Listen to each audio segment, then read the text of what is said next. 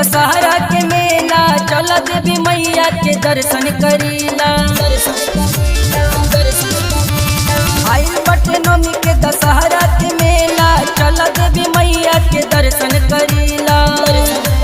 देखा आइल बटे नवमी के त्योहार जी, त्योहार जी, त्योहार जी।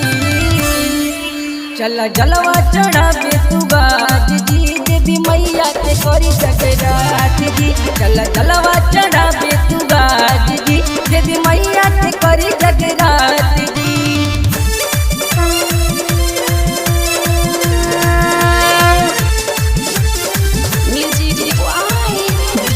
Mix by Khushi recording studio Manihari Katihar.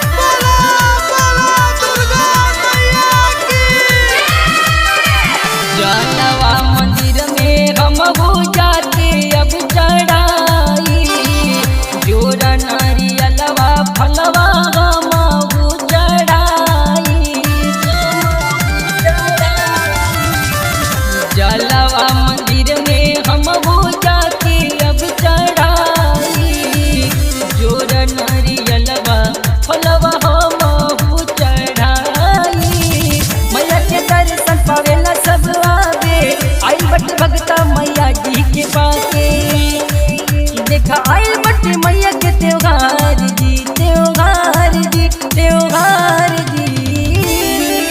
चला जलवा चढ़ावे तू बाज जी, देवी मैया के करी जगरात जी। चला जलवा चढ़ावे तू आज जी, देवी मैया के करी जगरात जी। Mix by Khushi recording studio Manihari Katihar.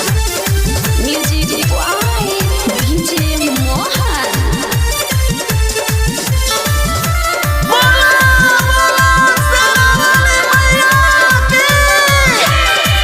चल चल के मैया हम हो तोहरा द्वारे आई, भक्त हम भाई मैया भजन तोहर गाई।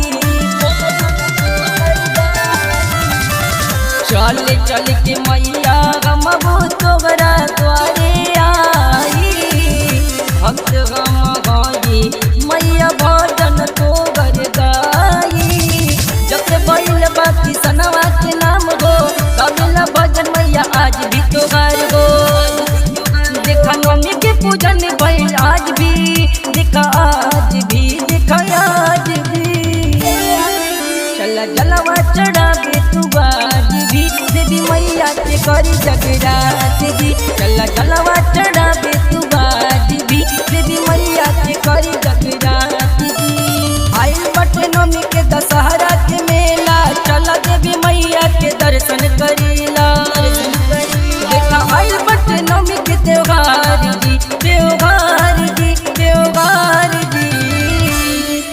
चल जलवा चढ़ावे तू बाज जी, देवी मैया के करी जगरात जी। चल जलवा चढ़ावे तू बाज जी, देवी मैया के करी जगरात।